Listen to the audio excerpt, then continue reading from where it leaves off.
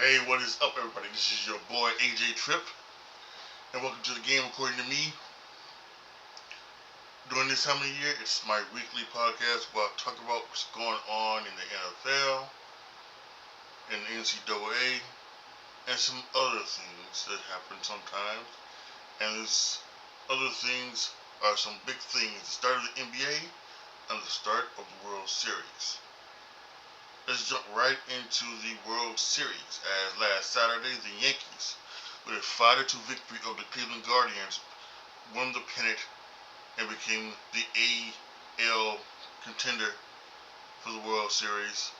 And this past Sunday, the Dodgers beat the Mets 10-5, winning 4-2, making them the NL representative in the World Series. So now you have more than likely the two biggest teams when it comes to status in the Major League Baseball, the New York Yankees and the LA Dodgers.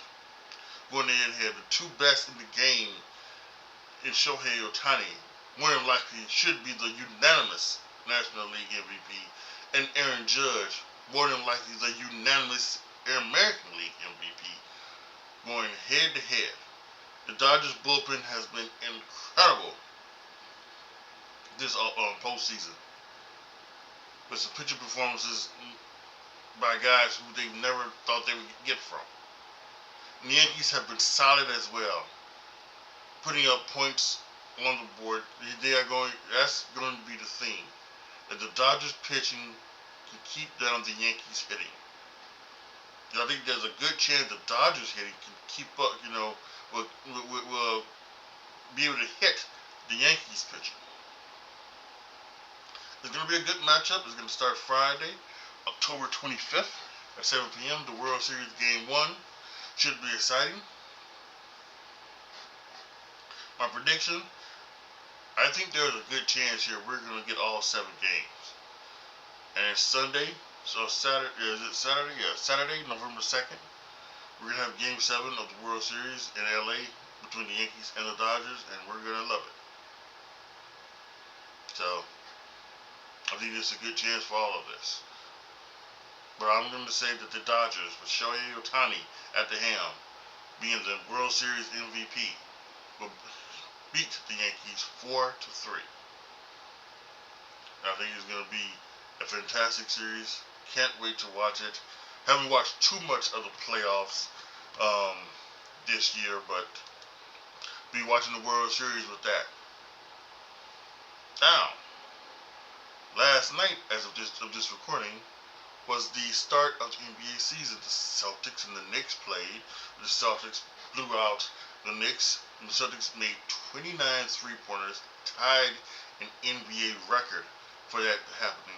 And the Lakers beat the Minnesota Timberwolves, in which was LeBron James and his son debut together. People making a big deal out of this. It's not a big deal. Feel bad for the kid because I don't think the kid's gonna be nowhere near LeBron. LeBron is the second greatest player of all time, and I don't think he's gonna get anywhere close to that. Obviously, not gonna be the greatest of all time. But when you look at Ken Griffey Sr. and Jr. was there, and Griffey Sr. was a very good player, but Ken Griffey Jr. turned out to be one of the all-time greats. And unfortunately, that doesn't seem to be in Bronny's orbit. So, but stop talking about those. Let's talk about the entire NBA. I got some predictions for you. Let's go ahead and let's talk about them. All right, y'all. Back with the NBA 2024-2025 predictions. I don't go as in depth as I do with the NFL predictions. I'm going to give you my predictions for all of the award winners this year, who I think will make the NBA Finals, and who will win the Larry O'Brien Trophy. So, Let's start with the Rookie of the Year. I have Zach Edey of the Memphis Grizzlies. I think he will show the world that he will be a pretty good player to have. He was the College Player of the Year, and there were many people just like discounting this guy. And I think because he's a 7'2", white guy. So, they can say, well, he can't play in this league. He's not gonna be able to play in this league. I think he's gonna prove it throughout the summer league and the preseason that he can play. And I think now Jaren Jackson Jr. goes back and he plays in his rightful position, the power forward. And John Morant come back and he's gonna get Zach Edey easy buckets. And yeah, there might be other players who are more skilled and who you might want to be more excited to see. But I think the best rookie will be Zach Edey of the Memphis Grizzlies. So he is my Rookie of the Year. Defensive Player of the Year, I'm going with Victor Wembanyama from the Spurs. Obviously, I think at 7'4", he should rack up the blocks like crazy. I think there's a good chance that he would also be, improved on, other defenses as well, playing help defense. And when he goes up against guys like Zach Edey and others like that. If you guys are hearing the singing in the background, I'm sorry. It's just, I don't know. I have to do this at some point, and it's just they decided to do this now when I'm doing this thing, and it's so fucking ridiculous. Okay, it stopped hopefully for good. Let's try to continue on here. Yes, I think Victor Wembanyama is just going to be a total beast defensively, and so yeah, I'm thinking he's going to be the Defensive Player of the Year. The Coach of the Year, I've got it as a tie. I couldn't choose. There have been co-coaches of the year before, so I have the Jason Kidd of the Dallas Mavericks. Like I was saying, I have my Coach of the Year, Jason Kidd of the Dallas Mavericks, and Jamal Mosley of the Orlando Magic. I think Orlando took a big step last year. I think they'll take another big step this year. I think they're gonna be a very good team. They got some great talent with the Wagner boys, Franz and Mo. I think also Paulo Banchero is an upcoming superstar in the league.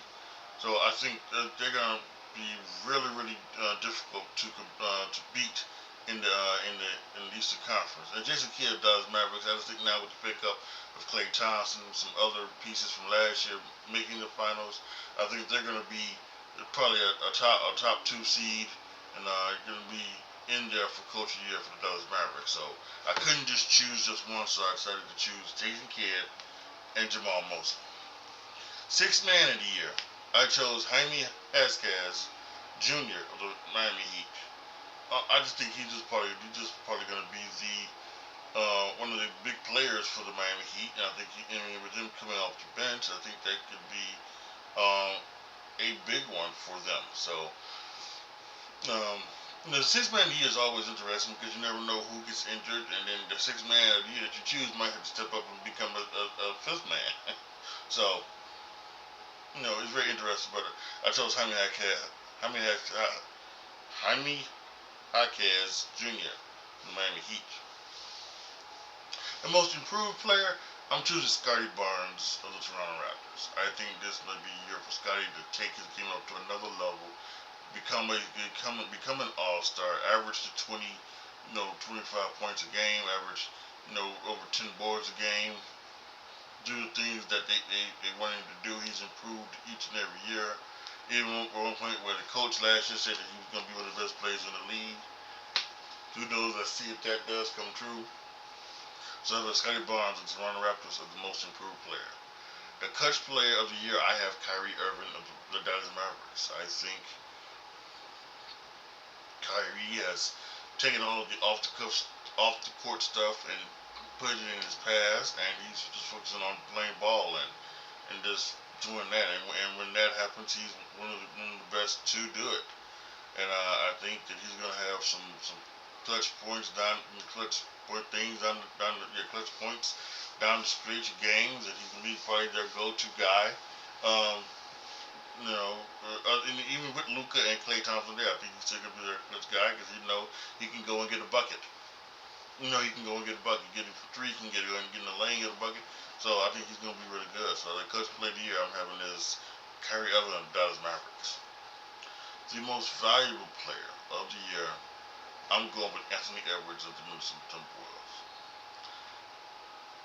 I don't know, man. I just think after what we saw in the playoffs last year from Ant-Man,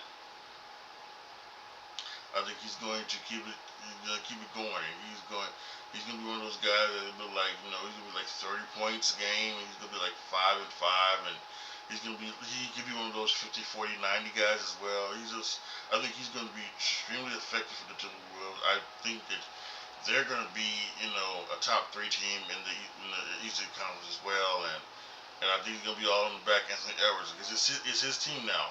Cat's gone. Julius Randle's going to be there, so it's going to be on Anthony Edwards. So I think he can hang with it. So I have Anthony Edwards of the Minnesota Timberwolves as the most valuable player. The Western Conference champion I have as the Timberwolves. I think last year they got a taste of it. I don't think Ant Edwards is going to. I don't think he's going to stop wanting even more of the taste. So I think they're going to win the Western Conference. In the Eastern Conference.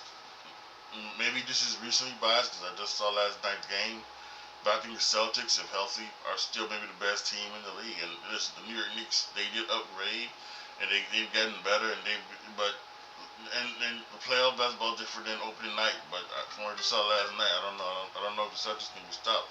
The only team that can stop the Celtics is going to be, maybe them as well, like with injuries and things like that. And again. They were without Kristaps Porzingis last night, and they did that. So the Celtics and Timberwolves meet in the NBA Finals, and I think the Celtics will beat the Timberwolves 4-2, giving the Celtics a back-to-back championship, the first in the NBA since the Golden State Warriors dynasty did it back in the middle 20 teens. So middle to late 20 teens, I guess you could say. So yeah, there you have it. That's my NBA 2024-25 pre-run predictions. Once again, really quick, just to go straight through them because we had the noise in the background for a while for most of these. Rookie of the Year, Zach Edey of the Grizzlies. Defensive Player of the Year, Victor Wembanyama of the Spurs. Coach of the Year and co-coach of the year, Jason Kidd of the Mavericks. Jamal Mosley of the Magic. Sixth Man of the Year, Jaime Jaquez Jr. of the Heat.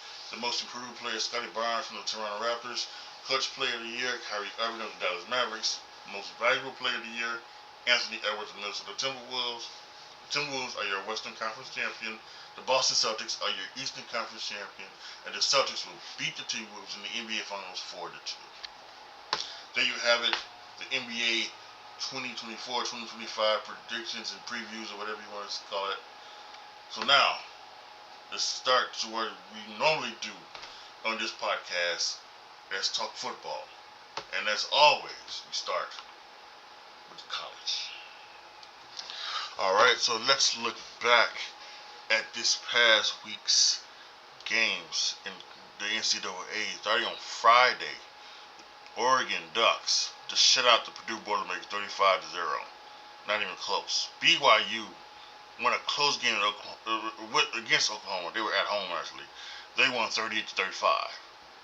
To Saturday's action, Missouri beat Auburn 21-17. In a country shootout, Miami and Florida beat Louisville 52-45. The Army stays undefeated, beating East Carolina 45-28.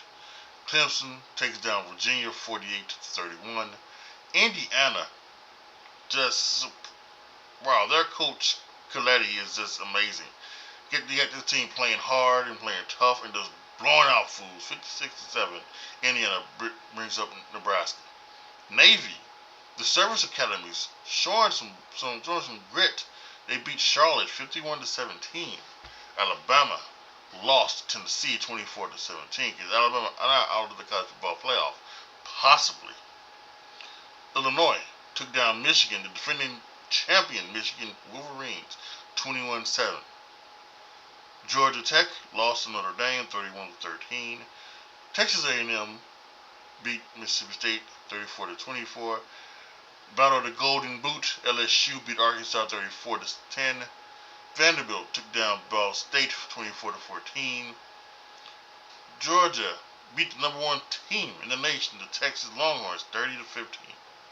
Kansas State beat West Virginia 45-18. Iowa State eked out a close one against UCF 38-35, and the SMU Mustangs beat on Stanford 40-10.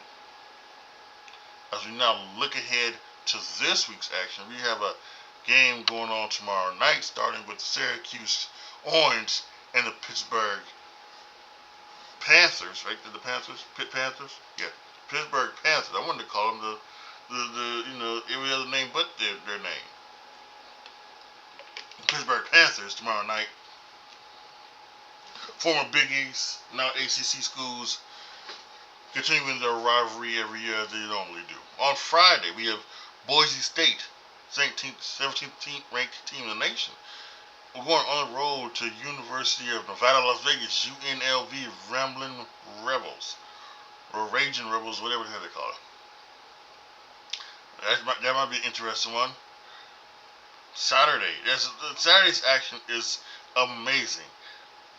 We have some games here that could really steal the day. And we're doing this one. Number 12, Notre Dame against number 24, Navy. This has always been, for the most part, throughout the history of Notre Dame, this has been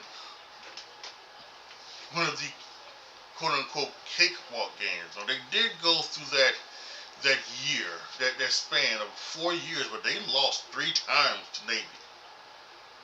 3 out of 4 years, they lost to Navy. It was over a decade ago. Charlie Weiss was the coach of 1 or 2 of those losses. So it's been a while, but this is gonna be a tough game because Navy looks really good, and they're not just doing the old, triple option anymore. I mean, they are doing shotguns. They are doing other ways of doing. They are passing the ball. Same thing with Army as well. But so this is not your typical Navy team, where all you have to do is just focus on the run. They're gonna try to get you with the pass. And with Notre Dame, we saw what happened with Northern Illinois. They lost focus and get beat. And listen, you have a great shot to making it to the college football, sneaking into the college football players, in my opinion, because a lot of these other teams are going to beat up on each other. Texas and Georgia and Tennessee and Alabama and everything like that. Alabama already get 2 losses. So there's a lot of things you can sneak into this college football playoff, especially when in fact you get Army and Navy on your schedule.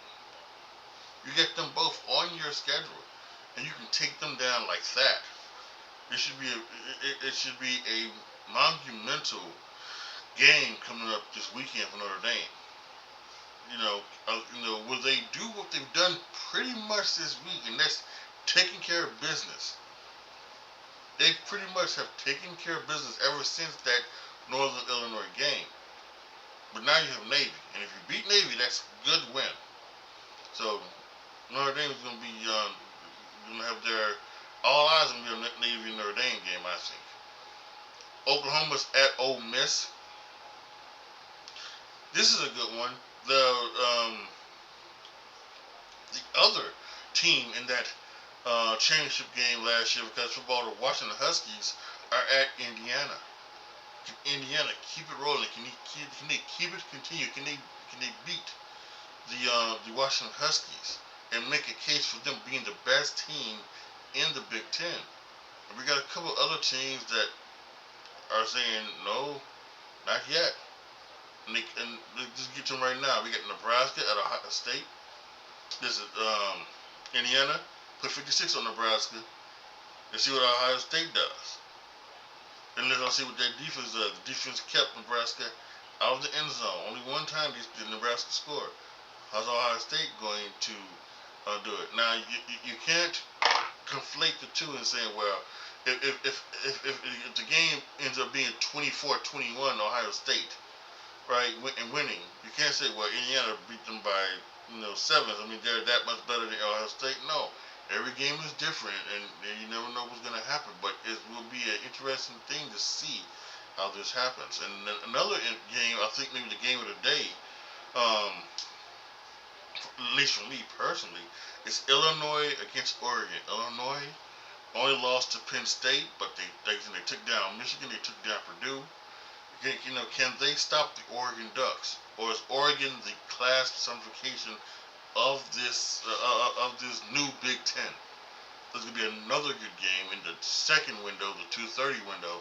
This is going to be fantastic to watch. BYU is going to look to continue against UCF. Missouri, ranked 21, takes on Alabama, ranked 15. Again, this is one Missouri cannot lose if they want to try to make a shot for an at-large bid or make a shot for the SEC championship game. Try to get into it. Alabama, they certainly can't lose this one. If they lose this one, 3 losses, you're out. So I think that's without a question, unless all hell goes to loose.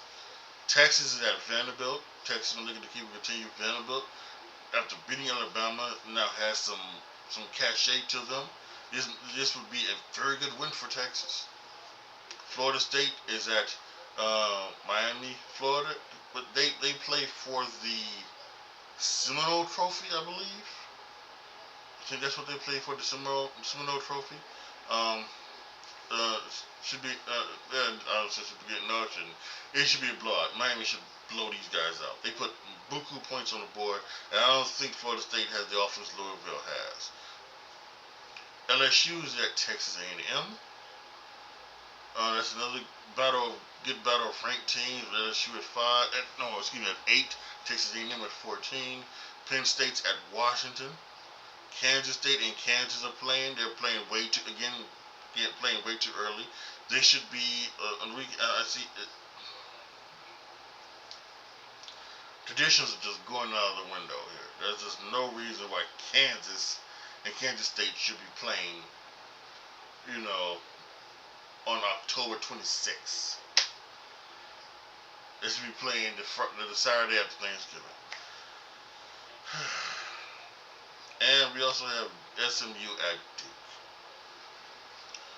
So there you have it. Some really good games I think going to happen this week. Notre Dame and Navy, Illinois and Oregon, Missouri and Alabama, Texas and Vanderbilt, LSU and Texas A&M. Some really interesting stuff that should be going down, this weekend in college football. And let's see if the craziness continues.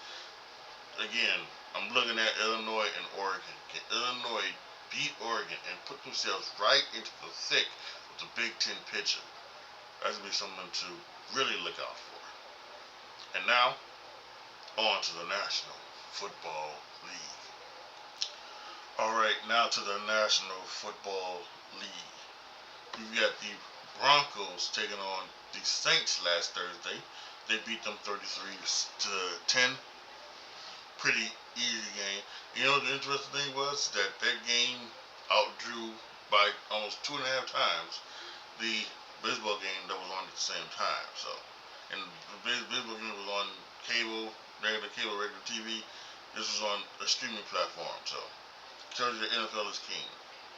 Over to jolly good old England on Sunday, the Jaguars beat the Patriots 32-16.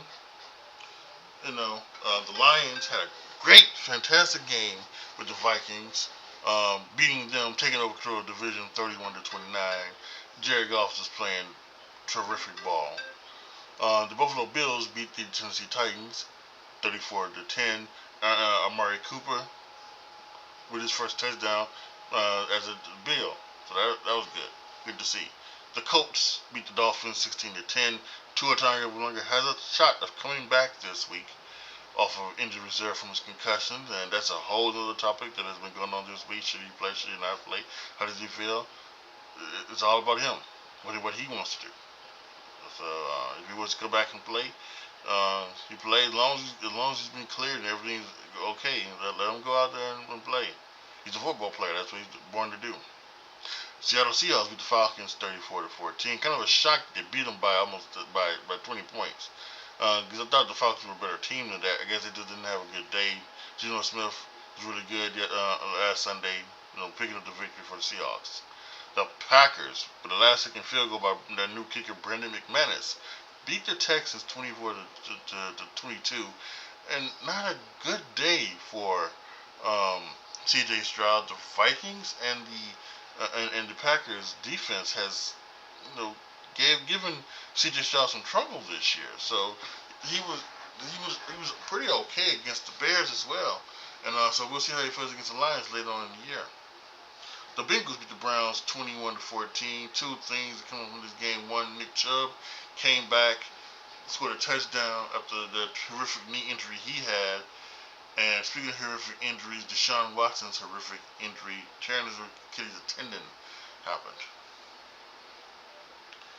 And the Cleveland Browns fans decided to boo. Or cheer or chant, "You deserve it," whatever. First off, fuck them. Second off, fuck Michelle Beadle, because she's agreed with them. Fuck Michelle Beadle all the time. One of the biggest cunts in this world has ever seen. Fuck her. To me, you don't do that. You don't, I don't care how bad he's playing. I don't care what he has been accused of, what he allegedly did or didn't do. Someone's down to feel hurt like that. You don't cheer them. You don't boo them. You especially don't chant, "You deserve it."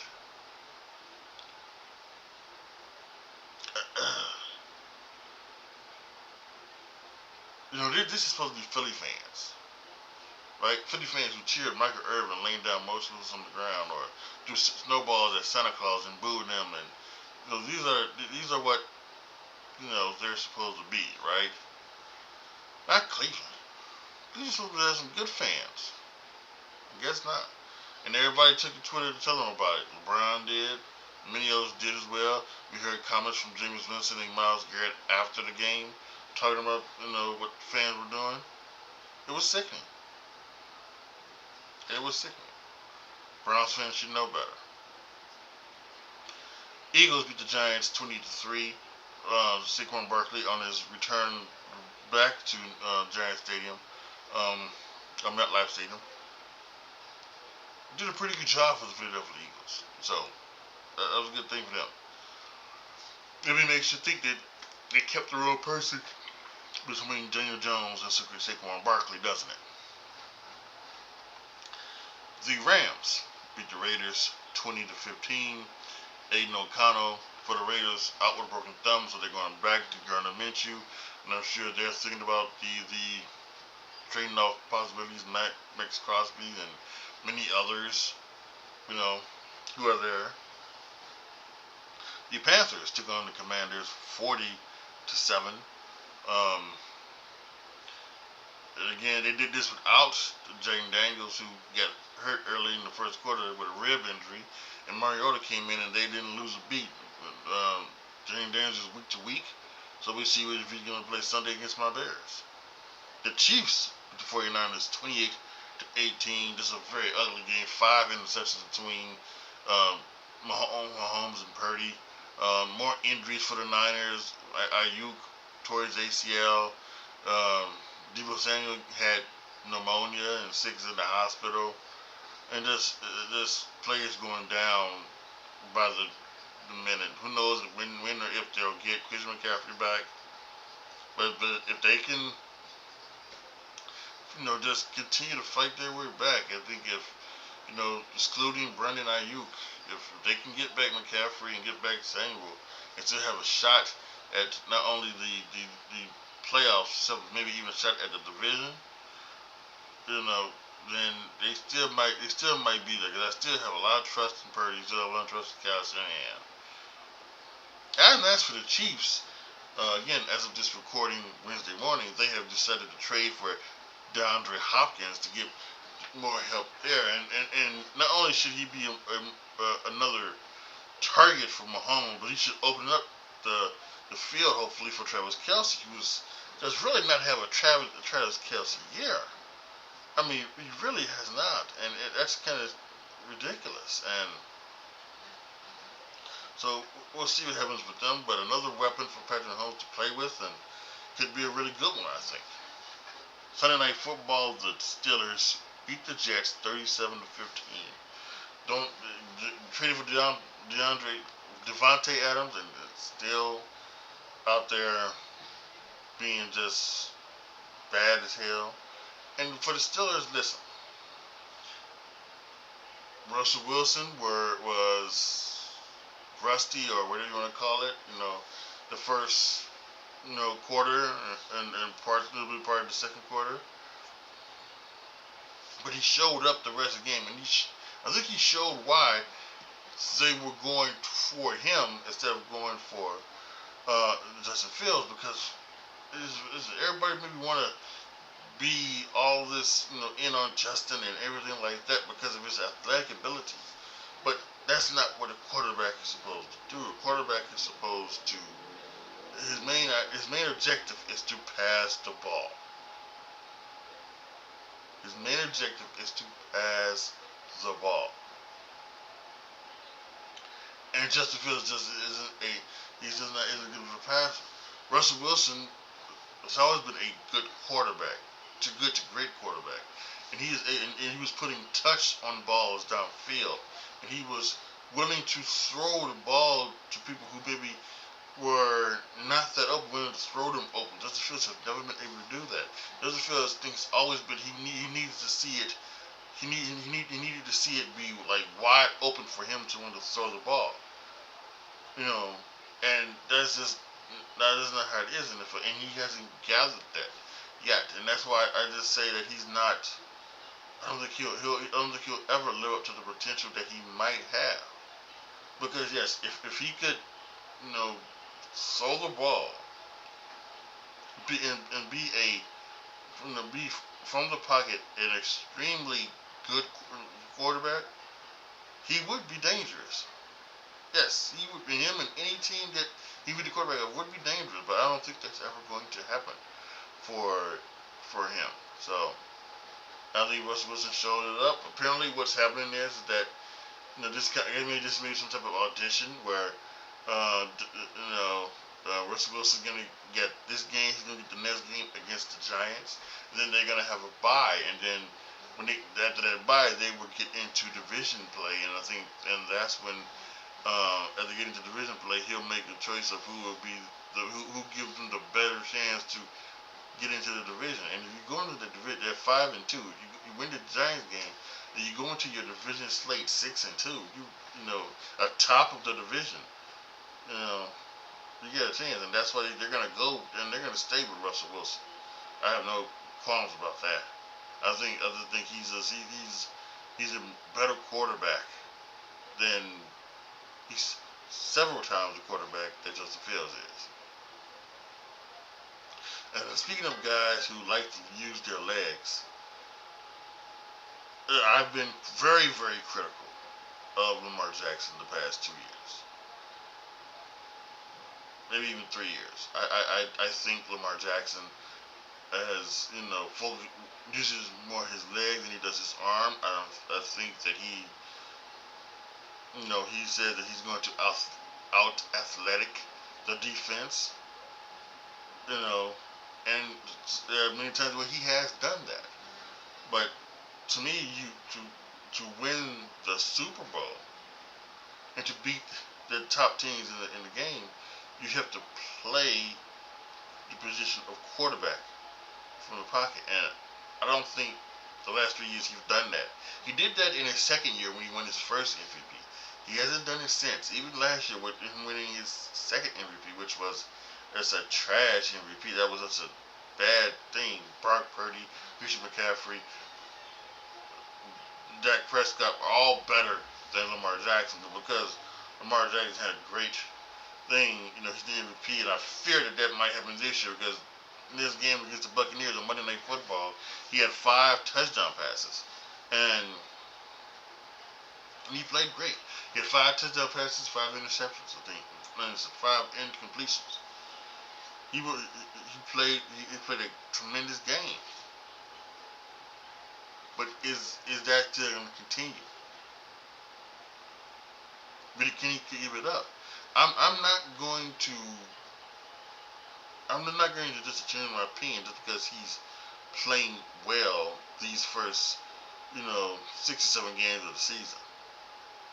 He's gonna have to prove to me that he can do this on a consistent basis, and then do it into the playoffs, and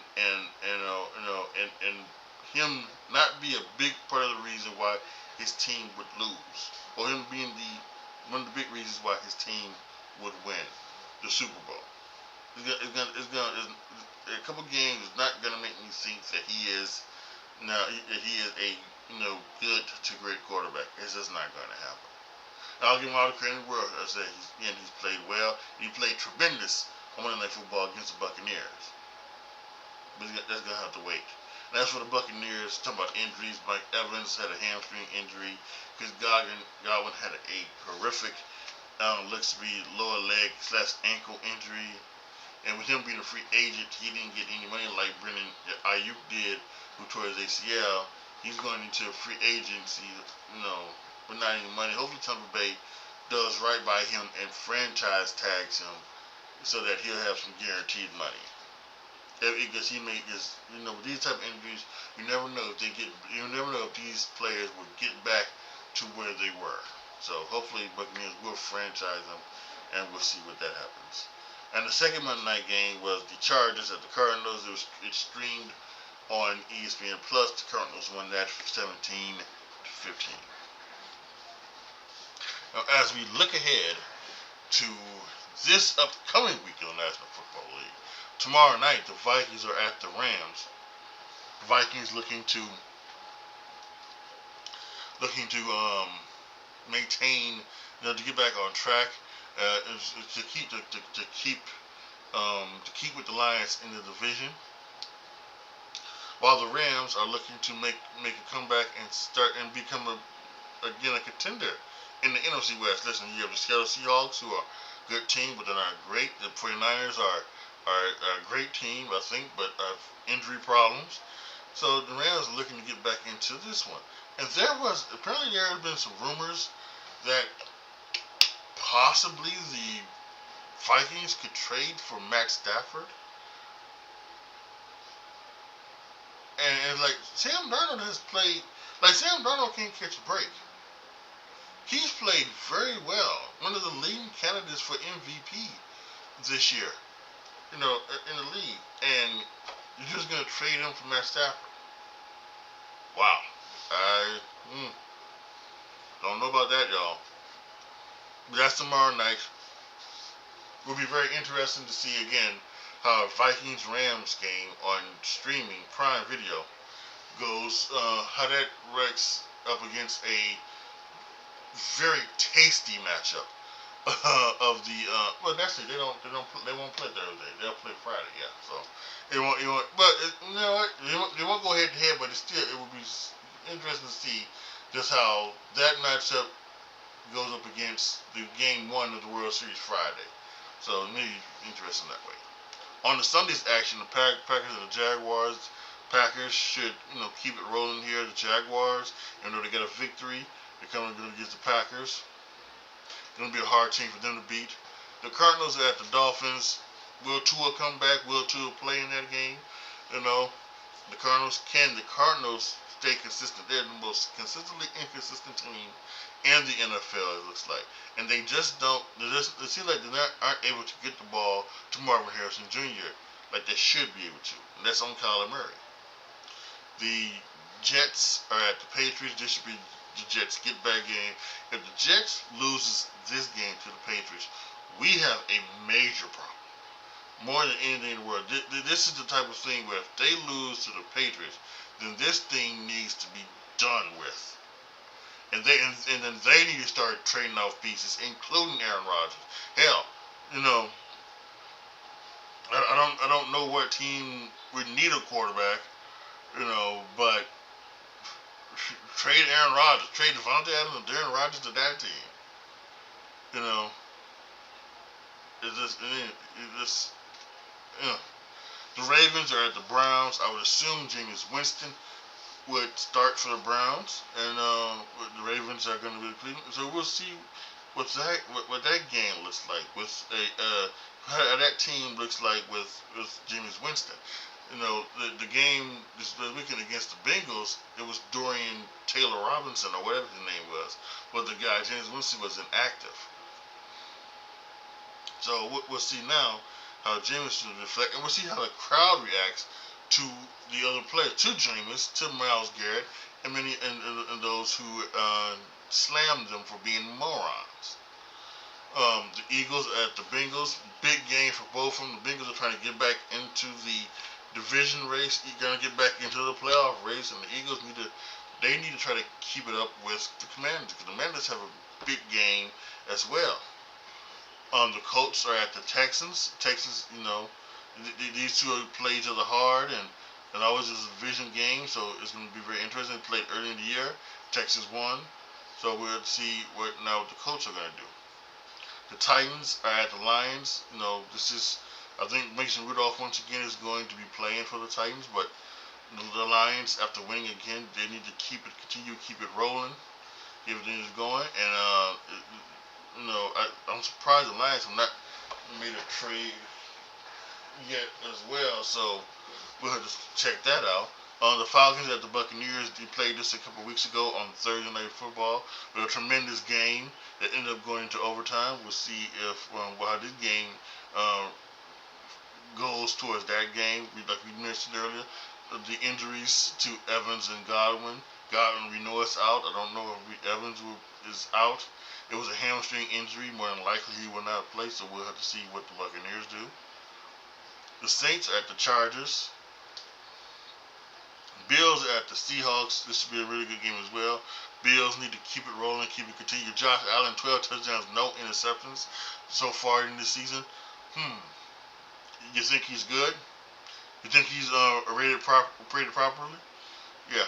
The idiot who said he's overrated? Yeah. He can go to hell as well. My Chicago Bears are taking on the Washington Commanders. We talked about Jaden Daniels. Week to week with a rib injury. Will he play? Will he not play? That's a big thing. The Chicago Bears. This was flexed to the 3:25 schedule on CBS. We're going to get Jim Nance and Tony Romo on that game. The people were looking forward to the number 1 overall pick versus the number 2 overall pick in the 2024 NBA draft, but we may not see that because Jaden Daniels has a rib injury. But this should be a pretty interesting game to see. And the Bears, if the Jaden Daniels doesn't play, they need to try to take advantage of that and try to sneak out a win with this one. Because again, even though it was the Panthers, but Mariota came in and played well with that offense, and they put 40 points up. So you never know what can happen. The Chiefs are at the Raiders. DeAndre Hopkins, I think, should play against the Raiders, and I would not be surprised if the Raiders kind of have given up on this season, and the Chiefs can get the offense going and blow them out. The Panthers, we got the Broncos again. Panthers in battle for the worst team in the league. This should be, and if Bo Nix can keep the turnovers down, this should be a very easy game for the Broncos. And the Broncos are right in the playoff picture as well. Sunday Night Football, the 49ers are hosting the Dallas Cowboys. That's a very interesting one. The Cowboys coming off the bye. Did Dak Prescott, C.D. Lamb, and the boys find something that they can work with in the offense, and then with all the injuries, can they take advantage of all of the injuries, on the 49ers offense and sneak out a win here, or the 49ers is going to be the better team? And Monday Night Football, the Giants are at the Steelers. We talked about it. Looks to be another audition game for Russell Wilson. He plays well against this Giants team. More than likely will be the starter for the remainder of the season. So there you have it. That's the look ahead to the NFL Week 8. let's go back, come back, and end this podcast. Alright, y'all, that's going to be it for this episode of the Game According to Me. Make sure that you are here mostly, I think every Wednesday for the Game According to Me podcast. If you like what you hear, you have many ways to support me and this podcast. You can go to patreon.com/AJTRIP and become a patron. Once I hit a certain amount of patrons, you will be able to determine what you hear on my other podcast, the AJTRIP Show, starting in the new year. You'll be able to, predict what video I'm going to make for my YouTube channel, youtube.com/@AJTRIP. And what games I play on my Twitch channel, twitch.tv/ATRIP20. I have to have the game to play it though. And then if you want to do it that way, you can. There's also the way you do it on Spotify. Down in the screen box down below, if you go to the Spotify version of this, they have tiers, 99 cents, $4.99, and $9.99 tiers, of which you can support me that way. And if you don't want to, or if you can't support me monetarily, you can also do it just by rating this podcast, sharing this podcast, and if you listen to this on YouTube, liking this and sharing this as well on all your social media, and also copying the link. Because apparently, if you copy a link of the YouTube video, that somehow does the algorithm as well. So make sure you do that as well. I want to thank everybody once again for listening. I appreciate it. You have no idea how much it means to me that you would listen to this podcast. So, I want to thank you guys so much for listening. This is your boy, AJTRIP, signing off. As always, be good to each other, y'all. Be careful out there. And I am out.